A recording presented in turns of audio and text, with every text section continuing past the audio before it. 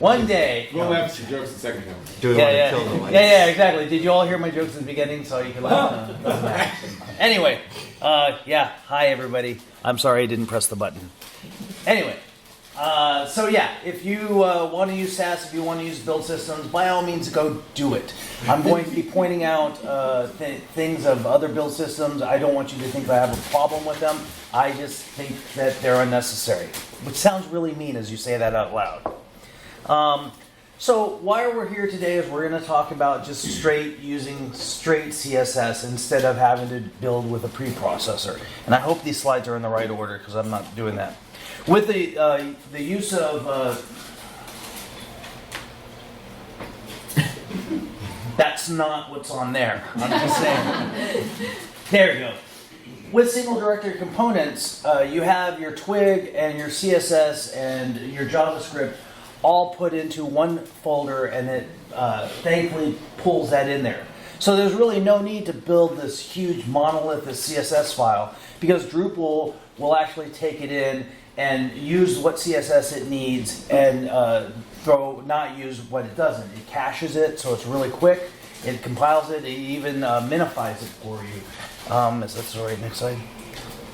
Thanks to libraries, normally you just have one big style.css and that has all your styles for every single page, for every single component, for every single thing that's in there. And that gets to be unwieldy, which is why SASS was really cool because you could cut it up, all your CSS into little bits and pieces. But thanks to style guides and even the library file itself, the library.yaml file, you can actually add CSS as a partial without having to build it into one giant style.css. This is actually the emulsify default library.yaml file. And it has this huge file, and then it has a little thing for tabs and some JavaScript in there.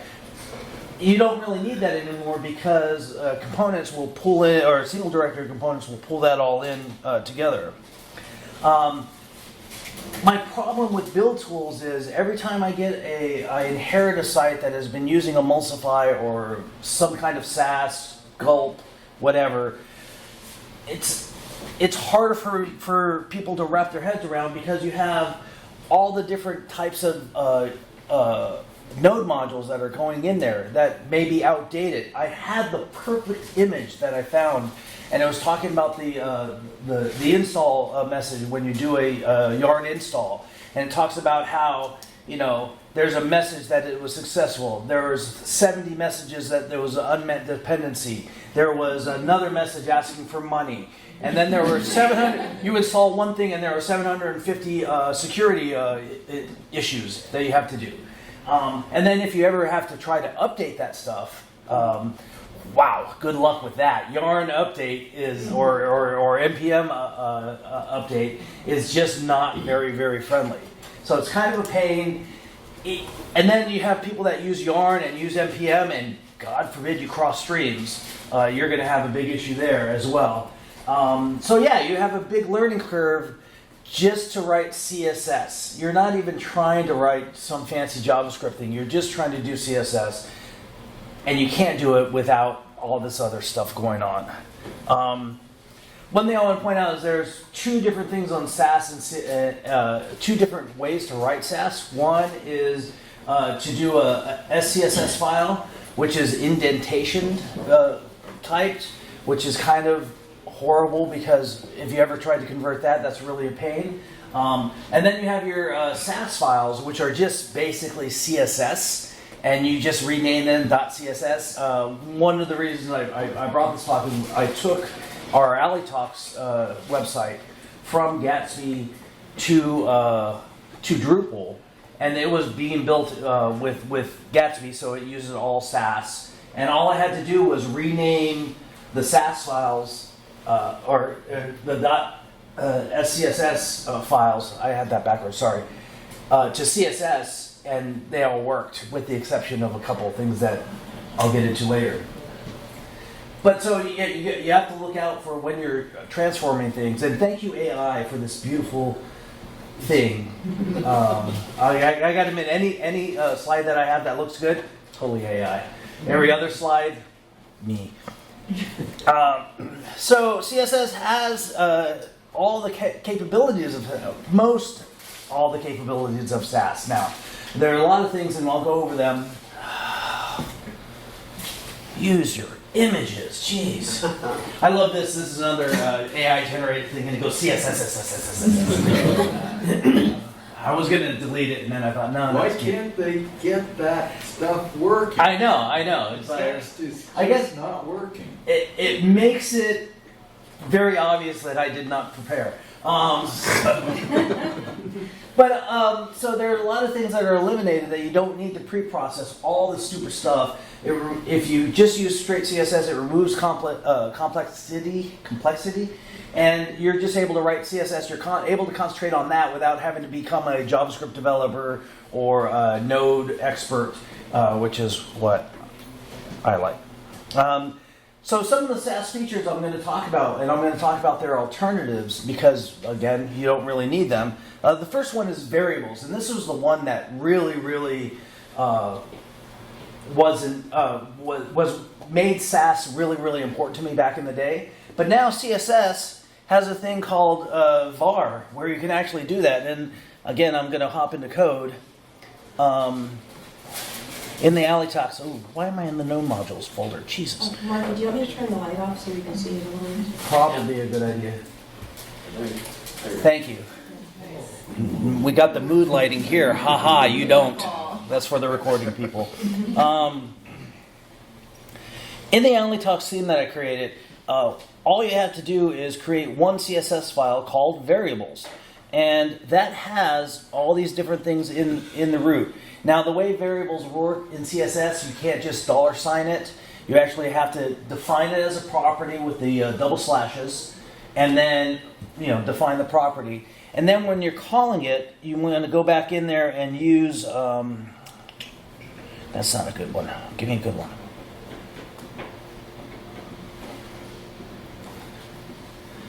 You want to use the var function. So there are functions in CSS. So you have the var color primary, and what that does is it takes the variables that are in the root and then uses it. So at the end of the day, and I think I actually did a slide about this.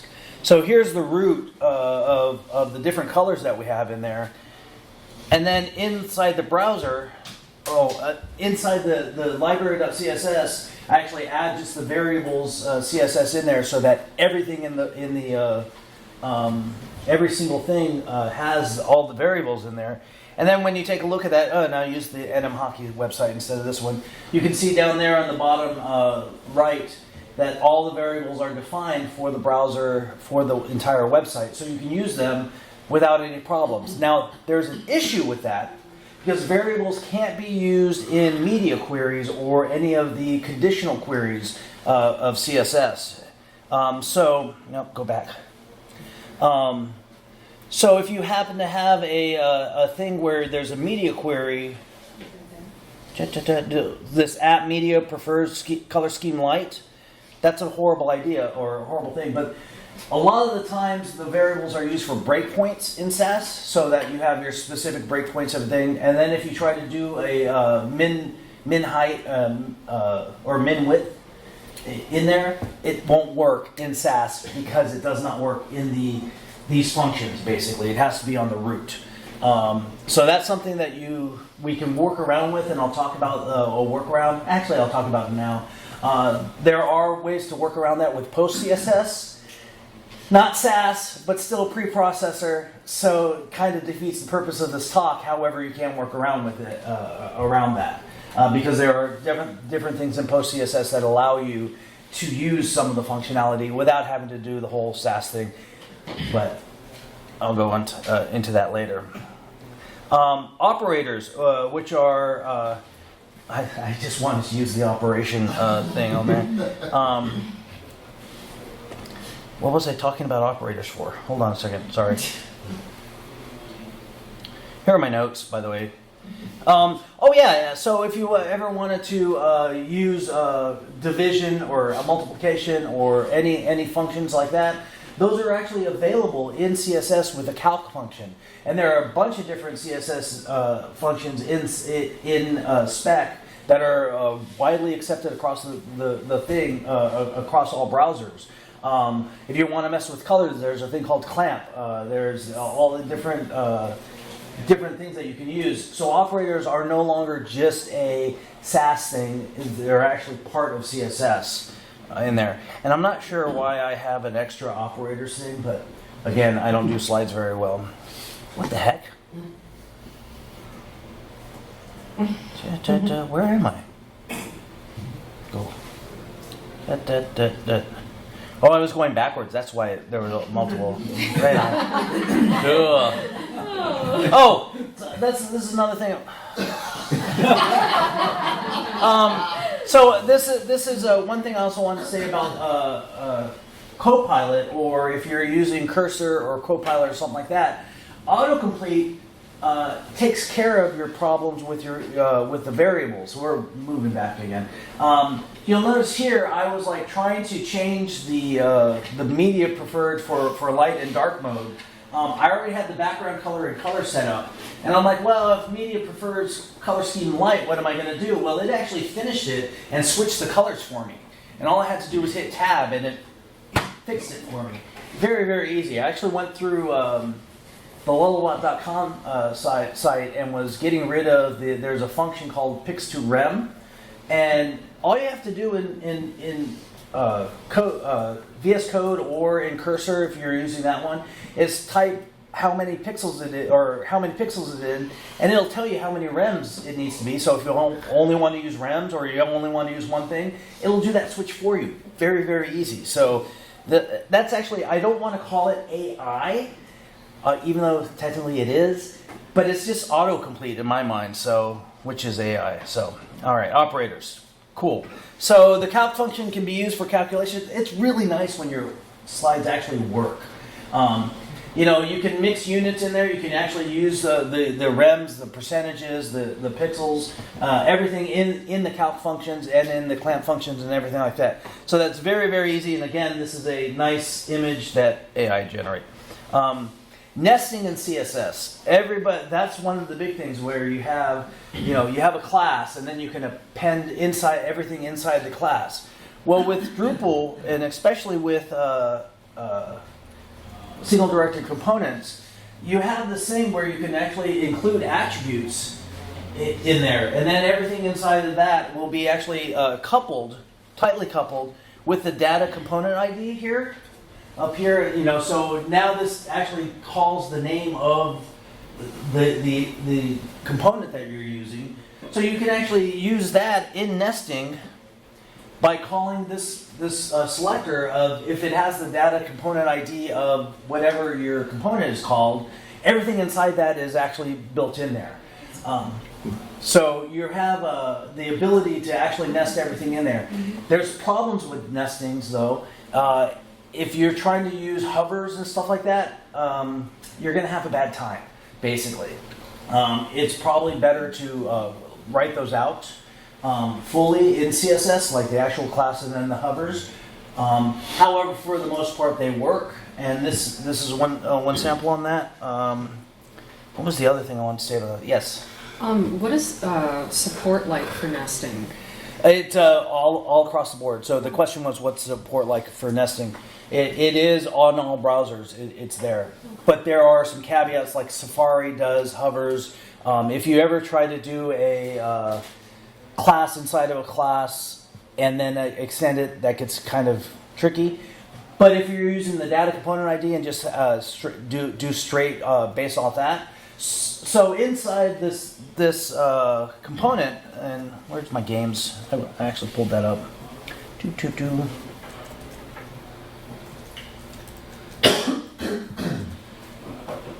Here. No? Oh, well, hold on. Sorry. Brave. Come here.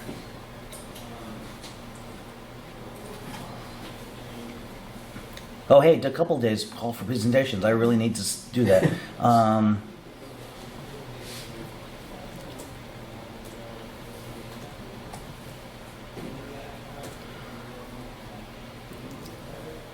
So everything inside this game actually is set in each one of these things. Now, one of the problems that you have with nesting, or one of the problems that you have with the component, let me go back here with this guy right here. There's a documentation that says to add class. In the attributes, you use the add class function. The problem with the add class is that if you use it in the next include, so I've added class on attributes, and then I'm going to go ahead and pass attributes into title bar, that adds a class again. So then you have all these classes that are going down in nothing but turtles. So I actually like using just attributes and then defining classes separately. That way you're not having the multiple classes out there. Now, if you want to use the add class function, by all means do. Again, I'm not telling you what to do. I'm telling you how I think about it. So, modules. Basically, the thing with SASS that you can do is you can actually have each piece of SASS be its own separate little thing. And that's basically what you're doing with components, single directory components. You're having the CSS in there. Even if you're using your library.yaml file, oops, wrong. What's that? Go away. Even if you're using your library.yaml file to add different libraries into there, you can use that as modules. So you don't really need SASS to build that for you. It's already going to be there. So you can have a separate CSS file for your tables. Not that I do, but it's there. You can have a separate thing for your layouts. Not that I do. Each component, like the block and the pager.css, they're there. If you actually look at this, was an auto-generated theme that I used. And if you look at the CSS in there, this component, the block CSS, oh, actually I have something in there, sorry. The field CSS that they wanted me to use. It's blank. I could do whatever I want. This is actually a module itself. So you have the ability to refine your CSS without building it all into one big, gigantic CSS file, because Drupal does that for you. The other thing about modules is that you can import them in there. So you can actually take a CSS file or a SASS file and say, okay, I want all the variables available to this little module that I'm using. That's great. However, at that point, you have all those variables being loaded into your CSS file again, which doesn't really work. You can use the include functionality in CSS-ish. It has some browser issues, so you may or may not want to use that. I'd rather use the library file in Drupal, or actually that's what I end up using. But if you're using an include, you have to be wary about that, because you can't have that inside of, it has to be flat, it has to be in the root. I thought I had an example of that, sorry. It has to actually be like one of the first things that you call. You want to import everything, or you want to include everything at the beginning. You can't do it later in life and hope that it cascades correctly. You know, cascading style sheets, it needs to flow down. So make sure you use your add includes at the beginning. You can use either a URL or a path, whichever you want. Or, again, use your libraries.yaml file to include things where you want to include that.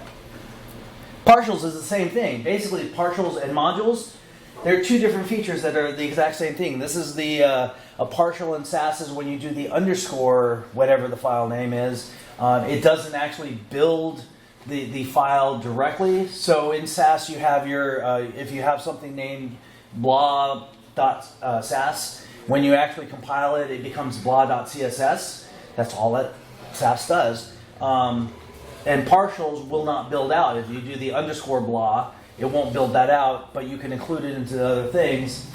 Kind of the same thing as modules, so I was really irritated that they separated them out. Same thing with mixins. Now mixins are actually these things called, they're functions in SASS that you can use. And I've noticed that every single mixin has the ability to add a variable in there, so you can actually change the max width or the min width or whatever to that variable.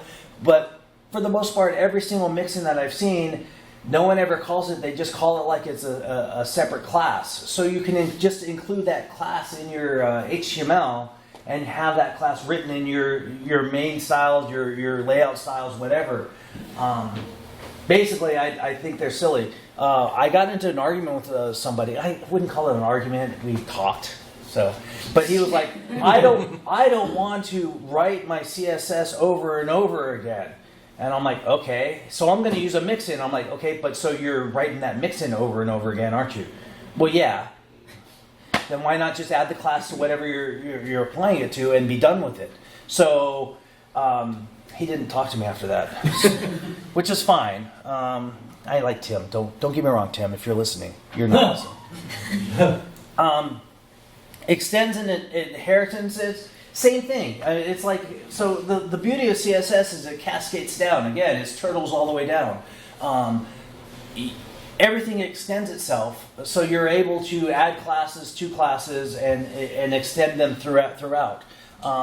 So SASS saying that that's what it's doing kind of makes me mad, because there's really not much to it. Like, I couldn't even find a good example as to why it was there. Actually, I think I was looking up actual things, and yeah, I mean, it's like, hey, look, you can extend something. Well, you can add the class. It's the same as a mixin.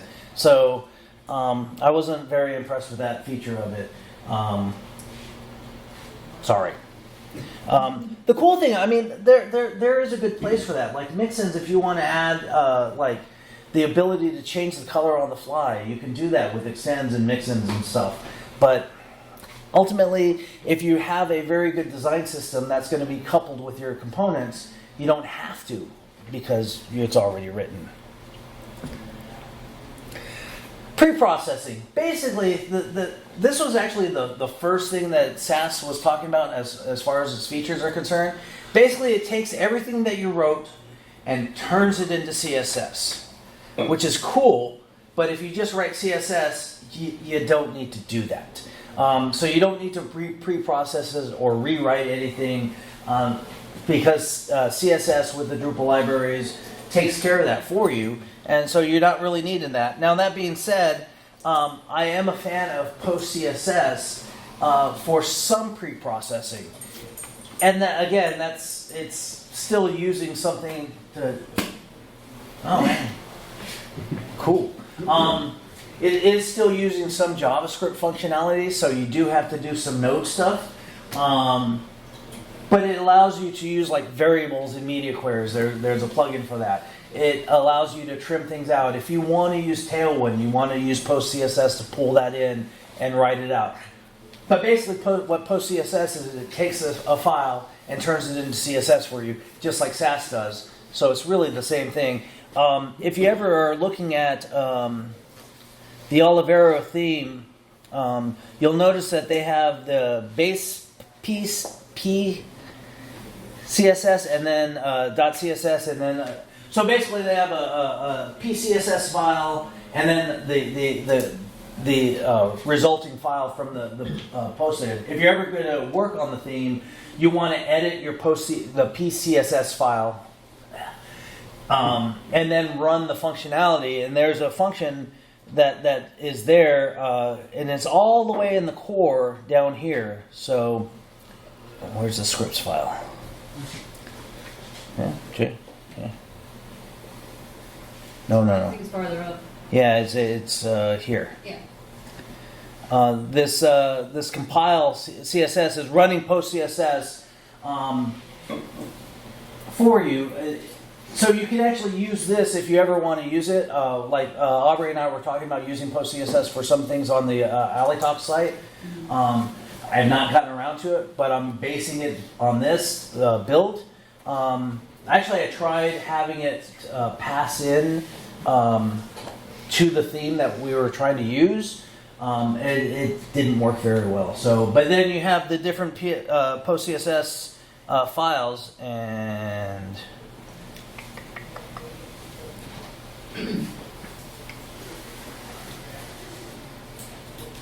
come on.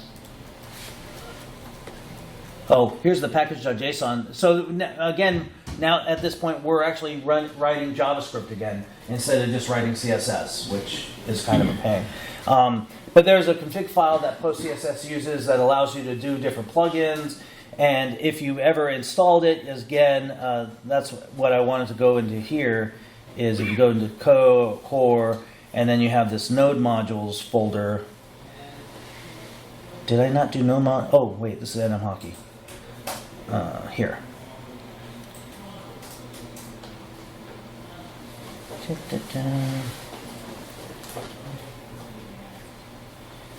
You know, node modules is annoying. You ask for one thing and you get an entire deluge of all sorts of stuff that may be like a 2-line JavaScript stuff that you don't necessarily need, and then probably has a security issue on there.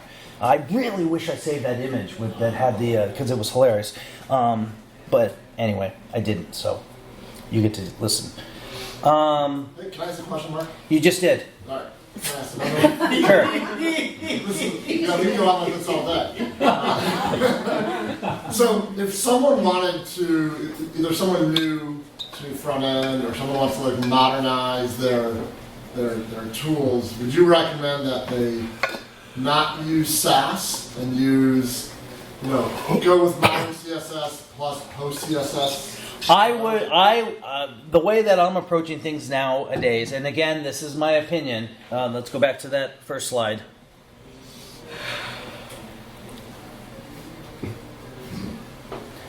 Is that working? Good.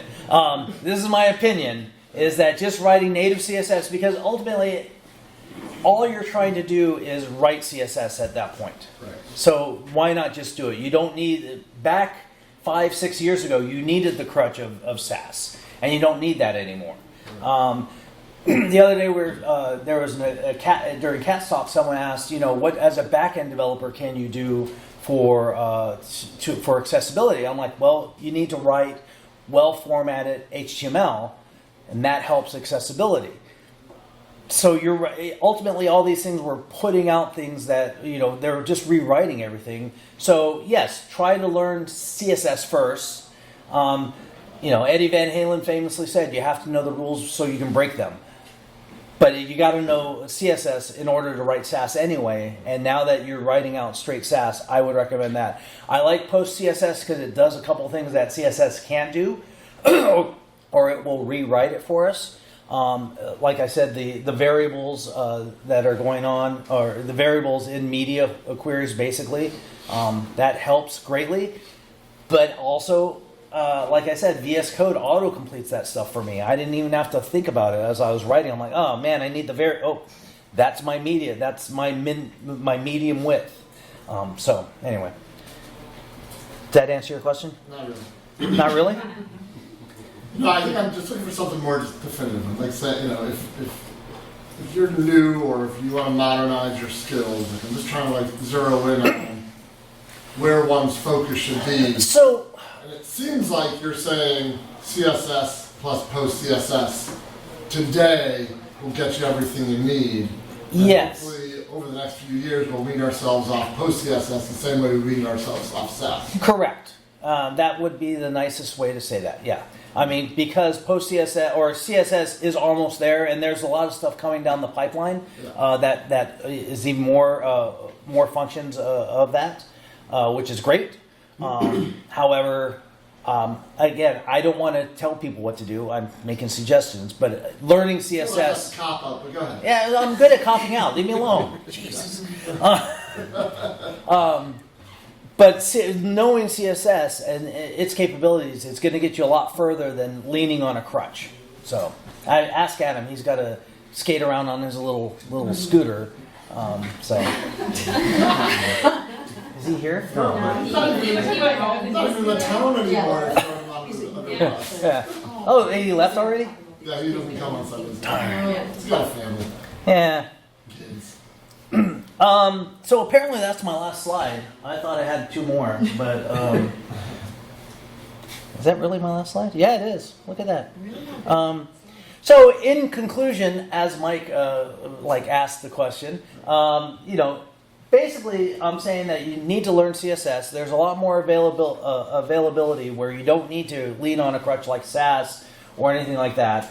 The Drupal library system takes care of tree shaking for you, so you don't have to worry about including too much CSS. One of the other problems with SASS is it builds everything into one ginormous file. And sure, one ginormous SASS file or CSS file is not that huge. However, it's probably bigger than you need. And with Drupal's caching and with Drupal's ability to append the different CSS files based on your components that you're using, or even your library calls, even if you're not using single directory components, you can just set up a library file that will take care of that for you, and it'll pick and choose as you load it into your twig. So learn CSS. You don't have to use SASS, but if you want to, who am I to tell you what to do? So any other questions that are less Mikey? Yes. Earlier you were showing, I don't know what it's called, but like you were scoping the CSS with like the data tag. So you would put that in your SDC still, right? So if you have a card, you would scope that in that Yeah, CSS so file, you would still scope it there. So yeah, and actually it's part of the attributes. So here's the event CSS, and let's go to the event twig. All I did was, and here I use the attributes.add class, so I added the class of event. But just with the attributes, it actually adds that data-component-id, which allows you to select it very, very distinctly. That's another thing that CSS does really well, is the selectors are so much better than just class and ID. Now you can do it actually off data components. There's very good inheritance nowadays, so if you want to select something like that. But this will actually end up... let's go to Ali Talks TV.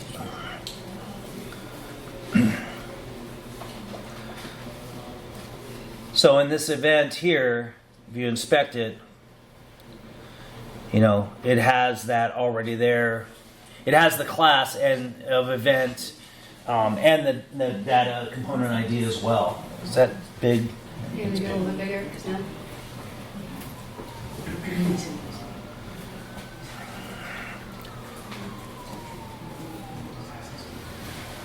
There you go.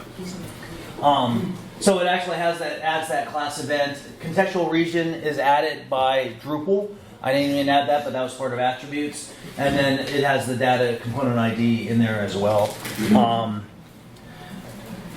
Does this have... I didn't actually, in this one, I didn't include any submodules, so it doesn't have the thing. In the hockey one, and I fixed this.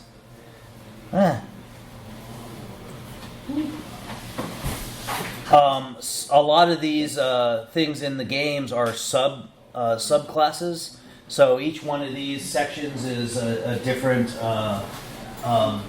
component.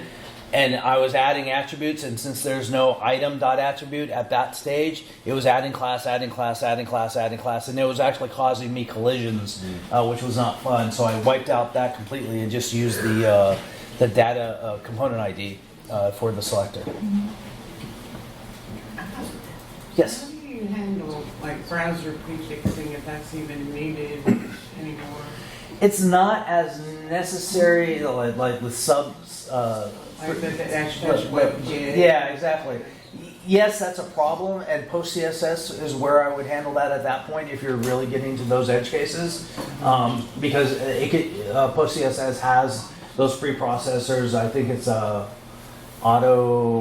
what's that PostCSS? Auto prefixer. Auto prefixer that will take care of. Thank you. We'll take care of that for you, as opposed to having to worry about that. But even SASS doesn't necessarily know about that half the time. You actually have to define that as well. I think I used Compass actually to do like a Compass SASS function just a long time ago. Yeah. But it was actually Yeah. So But- in a pure CSS or native CSS environment, you would have to do some post-processing. Yeah, but- if you needed that. Since IE is dead, usually those auto prefixers were an IE thing. Yeah. So now that those IE versions are no longer really supported, you don't have to worry about it as much. Again, sometimes you will. So, Just depends on the client. yeah. probably. Yes, Kat. And newer CSS features aren't prefixed anymore. That's like Yeah. a browser vendor decision, so Okay. they'll be behind flags instead. Yeah. So there's a lot less that's needed to mark. Okay. Are the CSS gods going to be adding media queries? Or not, I'm sorry, mixins and the functionality of media queries? Yes. I've got the W3C thing open right now for the spec. Right, the thing, there's a good chance that I killed the entire Just turned it recording. back on, by the way. Yeah, I know. Yeah. Okay. So, Oh, it went off. Oh. yeah, exactly. It went off. So, That's right. this may be the easiest thing for you to do, Bernardo. You're welcome. Any other questions? Yes, Chris. Oh, I was actually curious about the issue you were having with Hover Yeah. and Safari with the nesting. So, if you are using the ampersand inside of inside the nesting, and then you try to ampersand hover, sometimes it doesn't. So for some browsers, it does not pick it up properly. I think it was Brave, and so all the Chrome based browsers were having an issue with it where it wasn't picking that up. I think Firefox will be working just fine. So, but yeah, if you're using the ampersand, and so for some of the CSS, if you're looking at this stuff. I'm talking about this ampersand here, where we're centered. So it's data component ID, and actually, I really don't need that. But here, if I tried to do a ampersand centered and then the hover pseudo class, sometimes that was not being picked up. So you have to be wary of that. What I ended up doing is, or actually, I'm sorry. So I was doing ampersand centered, and then inside of it, I was doing the hover, and it was having issue with that. So I was thinking that was just CSS itself and not the browser, because I was doing it in CodePen, and it was in Chrome, but I was doing it in CodePen, and CodePen was the actual one to tell me that it was invalid. well, nothing told me it was invalid. It just didn't work. That's the thing. So yeah, CodePen telling you it probably was using a different linter than Yeah. I was at the time, and Interesting. so I ended up doing for AliTalks. I mean, it was in AliTalks that I did that, and I ended up just separating it into subclasses, and it worked. So, yes. Is that issue only for Hover, or are there pseudo classes? There's hover, there's active, there are all sorts of different pseudo classes in the CSS spec. Is that something that they're working on trying to add to CSS? I don't know. Okay. That would be nice if they did. Because, I mean, that is a super edge case too, so there's a good chance that I'm the only one that ran into that, because you were surprised by it. So there's a good chance I just was doing it wrong. I tried to use it too. Yeah. It's nice to have it. If you've never been to the CSS spec, this is a great reference for everything that you can do with CSS, animations, the different styling basics and stuff, how to use modules in CSS as well, and inheritance and stuff like that. So, And you can select ARIA attributes using CSS as well. correct. Yeah, you pretty much anything that anything that you can attach as a property to HTML, you can use as a selector. Yeah, it's great. Anything else? Cool. I'm going to go back to my hangover. You'll have a great day.